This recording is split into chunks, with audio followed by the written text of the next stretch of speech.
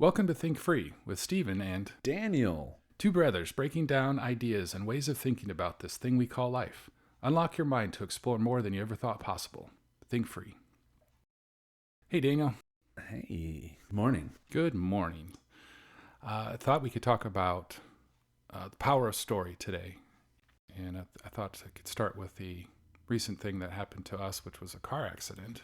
And So you're going to start with a story. I'm going to start with a story. Let's jump right into the stories. Shall we? Car accident, and there was a lot of mystery surrounding the immediate events of the car accident. We didn't know what exactly had happened, who was at fault. We arrived on the scene, and there was a lot to sort out about who hit who. Did anybody run a stop sign? Was this just a straight up accident?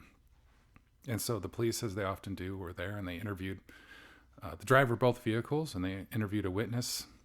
And the driver of vehicle A and the witness both had a story that were very consistent with each other. They matched up almost perfectly. According to the police officer, they didn't really talk to each other first, and they were interviewed separately.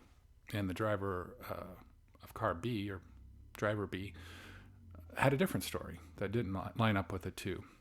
Uh-oh. Yeah. And so it was the conclusion of the police officers that the events that were relayed by the observer, the witness, and driver A were the official story of what happened. And that was that driver B ran a stop sign and caused a T-bone collision. And so in our way of thinking, that settles it, right? That's kind of the end of it. There's not much more story to be had. Those were the events that happened. Yeah. And so as I would think about that, and I think about other similar types of events, whether it's in a courtroom or two friends having an argument or lovers quarreling, gossip, think of the reality TV shows that we get to watch the events unfold voyeuristically, Big Brother, that sort of thing. And then the confessionals, the different participants in the story will share how they felt, or they were being betrayed, or they were so jealous, or they were so mad when so-and-so said the thing that we all watched. And so all around us, we see that there's an event that happens, and then there's different stories that people layer on top of that event. They say their memory of the event sometimes contradicts other people's memories of the events, and almost always in some detail, if you push hard enough, two people will remember things differently. And so we could chalk that up to perspective. We could chalk that up to something as simple as just they weren't looking at the thing straight on, or they were looking in a different direction when the events happened. And the more I think about it, the more it seems like the story is the thing that we create that is more real than the actual events that happened.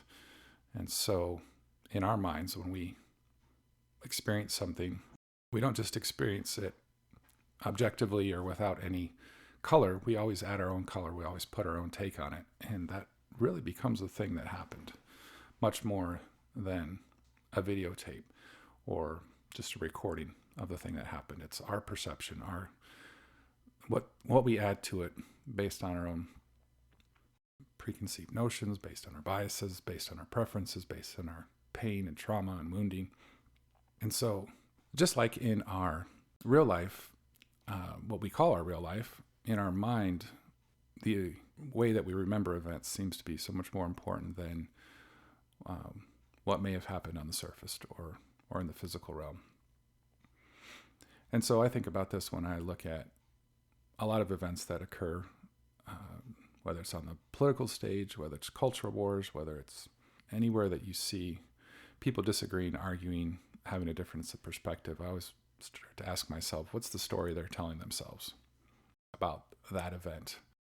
It's almost like those two people are having different perspectives because of the story that they're telling themselves.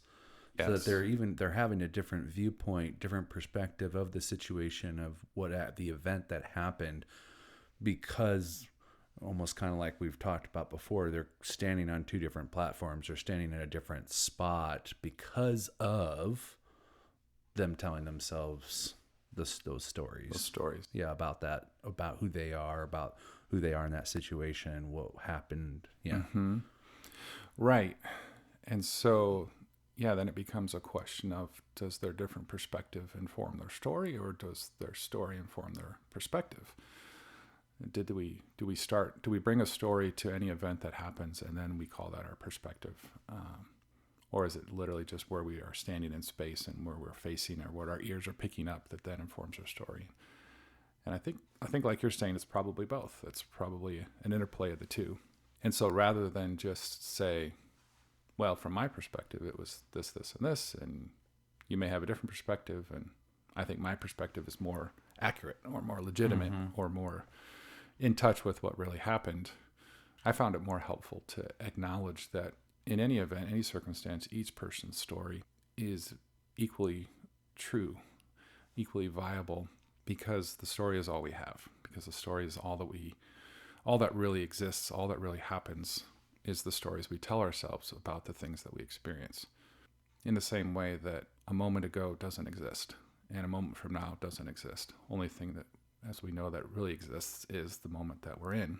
The very millisecond of time that we're experiencing at any one point is the only thing that exists, and the past is just a story that we create. Even the beginning of this podcast or this conversation is just a story in our minds at this point. And as much as we could rewind the recording, if we rewind the recording to 5 minutes ago to say that's what happened in the past, it didn't. It's happening in that moment, which from our perspective now would be the future. And so we can never... Is this the storyline for Interstellar 2? It might be. I don't know. I haven't seen it. Okay. Is that a movie, or is that... You haven't seen Interstellar? Oh my gosh. You are missing out. We will discuss that later, Okay. But you, yes. Is it a recent movie? Yeah, it sounds familiar, but... Within the last probably 10 years, 12 years, yeah. Matthew McConaughey. You lost me at Matthew McConaughey. I know. It's still a good. And what's his sci-fi. name? The director for Dark Knight, Christopher Nolan. Christopher Nolan. It's, Okay. It's good. It's pretty trippy and Another brain twister. yeah. Okay. Yeah. Okay. You gotta watch it. Okay. Yeah. Anyways, so it was good. What you were saying was good and very trippy and very, very mind altering as far as thinking about reality. As Right. far as what you were just Yeah, talking yeah. about. So, anyways, keep going if you can remember what you were saying. Thanks. Well, if they don't have the rights to it, we should Yes. make the movie to that concept. Damn. Yes. So, I guess to summarize again, I'm just throwing it out there that the story is all we have. That there is, and another way to say it might be that there is no objective truth, in the sense that there is no true events that happen without our perception of them. So this gets us to the classic question of, if a tree falls in the forest and there's no one there to hear it, does it make a sound? We could use some rational science and say, well, sound is the movement of waves. When sound creates air movement, and the waves that travel through space and are picked up by our ears or another sentient being's ears. And that's how we define sound. And so, yeah, it makes sense that if a tree falls in the forest, it's going to emit disruption. It's going to cause sound waves, cause a sound. However, does sound exist if it's not perceived? Do we classify it as sound if there's nobody there to recognize that there's a sound that's been made? There's no eardrum to interpret those waves and call them sound in the brain. Is it just waves? When do they become sound? Is it when the tree crashes, or is it when the effect of that tree crashes reverberates to the point where it's then hits an eardrum and the brain says that's a noise? And so if you say, well, not until a perception happens, not until a brain turns those waves into something we call sound, then it's just waves. It's just movement. It's just energy pulsating, which is happening all the time all around us. So I think the answer would be no. If there's not a sentient being there to perceive those waves and convert them into the sound, then if a tree falls in the forest, it doesn't make a sound. Wow. Yes. What do you think? Yeah. No, I think that's great. I'm just trying to picture all this, the sound of the waves. even hitting off of rocks. But yeah, until it actually goes into like an eardrum or something to be able to pick it up, it's just the movement of waves, which probably is a lot. If you look into the process of like transporting like anything like over the airwaves, Right. that we look at, it's the same thing. It's like it works because it's not actually sound. It's just the movement of waves and certain frequencies, and then they know that frequency then gets picked up by a sentience. Yeah, eardrums. It gets done. So yeah, it's very interesting to think about. I bet I can see a lot of that. Yeah. Yeah, and to go with your analogy, radio waves are all around us all the time, but we don't perceive them. So do they really exist until we have a device, a tuner that can tune into those radio waves and translate them back into something that our ears can perceive through the speaker on the radio? And then I think about it on a atomic or even subatomic level, and as we're learning through modern physics, that life and matter is really just energy vibrating all the time, all the way down to the atom, to the subatomic particles, the quarks and photons, and everything else is constant vibrations. It's constant energy. There isn't really a lack of sound anywhere. It's just a question of, is the movement at a frequency or at a volume level, decibel level, that we can perceive it? Because there's sound everywhere, all around. There's no absence of it. So a tree falling in the forest doesn't really make a sound. It just increases the level at which things that are already vibrating vibrate even louder, faster, harder, different amplitudes, modulations, all those terms that I don't know all the definitions of. And so there wasn't silence and then a sound. Obviously, there was just a lack of our ability to perceive any sounds, and then the ability to for a moment or two. Yeah. As it crashes. So tying all that back into what we're talking about with story, if we kind of take sound waves as an analogy for any event occurring, does an event really occur outside of a sentient being's perception of that event? Is there a static thing that actually happens and then we layer our stories on top of that? Or does the thing only happen when our stories are part of it? Do our stories actually create the event that we're perceiving? Yeah, I think it probably, like you were saying, it probably can be and or. Like it can probably be and, like in certain times it seems like could be and then sometimes it could be or just by itself. I think it kind of depends on what the story is or what the situation is. Would you say, what have you done with some of this information or ideas or thoughts? What are some practical things that you've done with this since you've been thinking about it? Applying it to real life situations. Yeah. So for me, it changes when I think about it this way, or when I'm willing to step back and take a moment. It can change how I interact with events that I'm a part of, whether they're good, bad, or otherwise. I can take an event that's fairly neutral, playing poker with some friends, and I can win a lot of money, I can lose a lot of money, I can break even, the outcome can vary, and I can decide whether or not I'm going to have good feelings about that, bad feelings about that, neutral feelings about that, because I can realize that we're really just playing a game. It's just a story that we're making up. We're deciding that the cards have values, the chips have values, that the paper money has value, because it's all made up. It's part of the game that we're playing. And so that's a little bit easier to do when everybody's agreed and the stakes are relatively low because you're just having fun. And so if I can extrapolate that out to things that I might have previously considered more serious, whether it's my kids not behaving in the way I want to, or a business deal falling through, or getting an unexpected tax bill, or a fight with my spouse, something like that. If I can step back and say, this is story. This is a game that we're playing. These are made up rules and conditions that we've all agreed to for whatever reason. And if we want to keep playing the game with those rules, we can. And that's what it is. And so it gives a sense of determinism to the daily events, it takes away that feeling of just I'm subject to whatever happens. It gives one a chance to really create our reality beyond what we think is happening to us, because we get to decide our attitude about it, our perception. Another example of how I've used it in my life would be with my wife. We've had a lot of these similar conversations.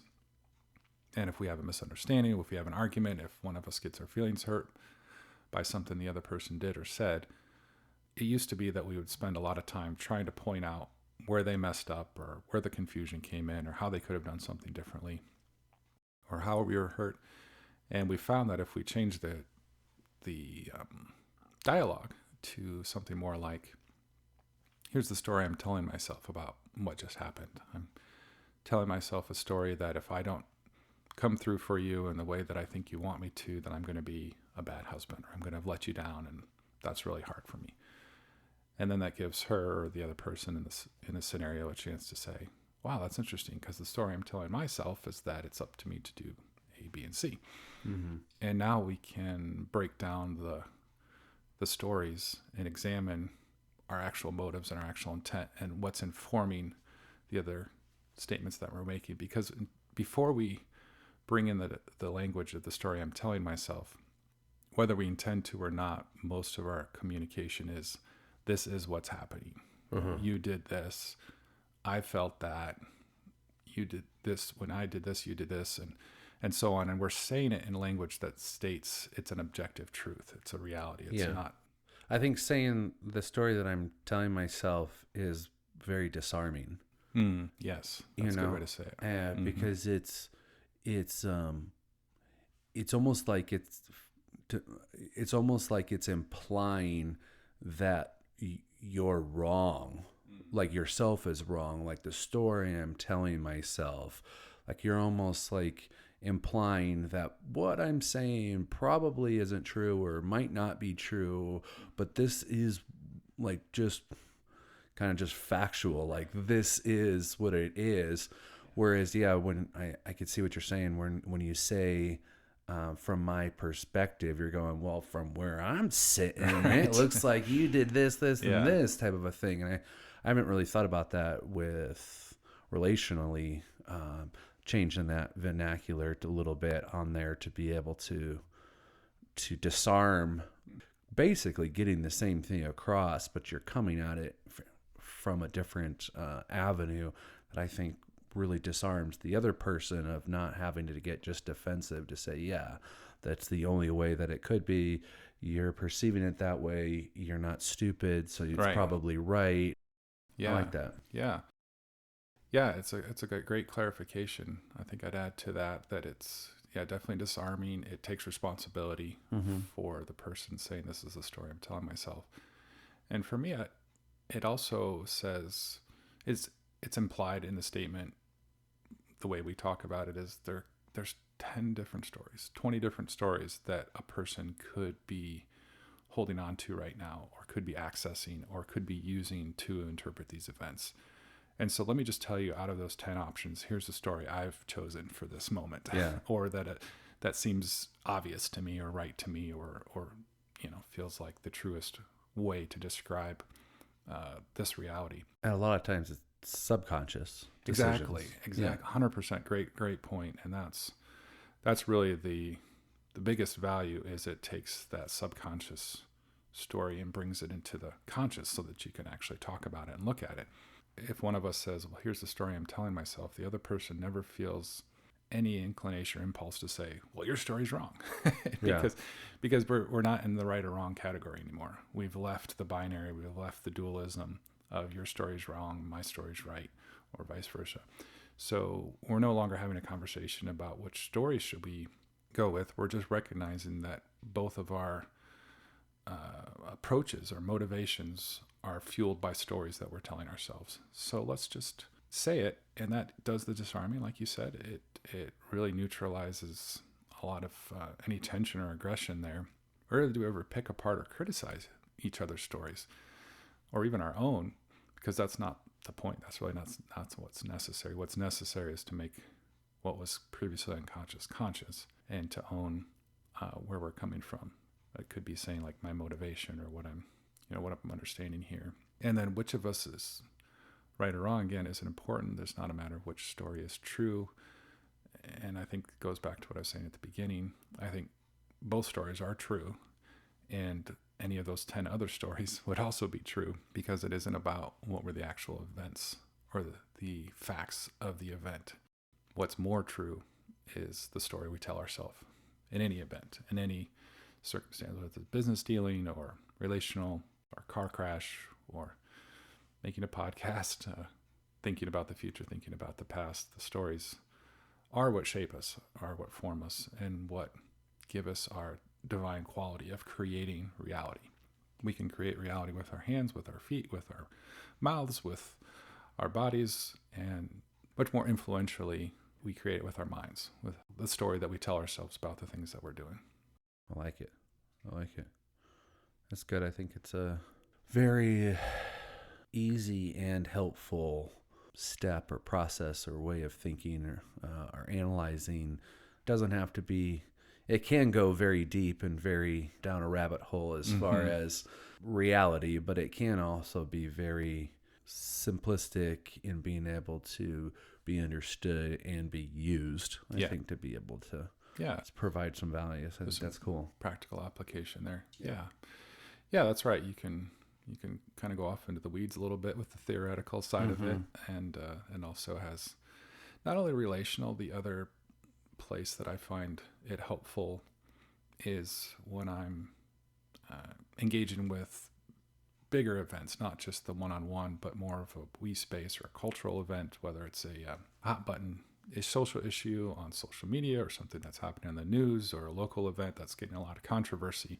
I often want to understand where both sides are coming from, what's motivating the people that are championing one cause or another or resisting one cause or another. And if I use this framework, it seems to be a helpful shortcut for me to say, okay, the people on this side of the issue feel very strongly about this. What are some of the stories that they're telling themselves, or they're believing, or that they're being told by their leaders regarding this event that then causes them to act and believe in a certain way? And then, of course, you can look across the issue on the other side, say, what are the stories that they're believing, telling themselves? And if either one is willing to, first of all, acknowledge the story as a story, rather than insisting that it's some sort of objective truth outside of their own perception of reality, and both sides where I think constructive conversation would happen much more easily. And times when it does, which is rare, although it does happen on hot button issues, I think it has to start with people acknowledging their stories, whether they use that language or not, but some version of that. And then being willing to examine it. And wanting to, yeah. And wanting to, right. I mean, you're right. Talking about no corruption, too. Yes. There's another piece of that puzzle. Right. I know. It's very idealistic of me. Yes. No, but I agree. I think even if you didn't have just corruption, just like within a marriage, you don't have corruption. You're not trying to break each other apart. You're not trying to become stronger or better than the other person, and yet you still have conflicts and communication breakdowns and issues. So yeah, I agree. Even if there was not corruption and we're all trying to go towards the same goal, every single one of us, I think that definitely would help. Yeah. Yeah. Well, anything else you want to bring up or any other thoughts? I think that's good. Okay. Yeah. Sounds good to me. Appreciate the conversation. Thank you. Thanks. It's good. All right. Talk to you next time. Till next time. See ya.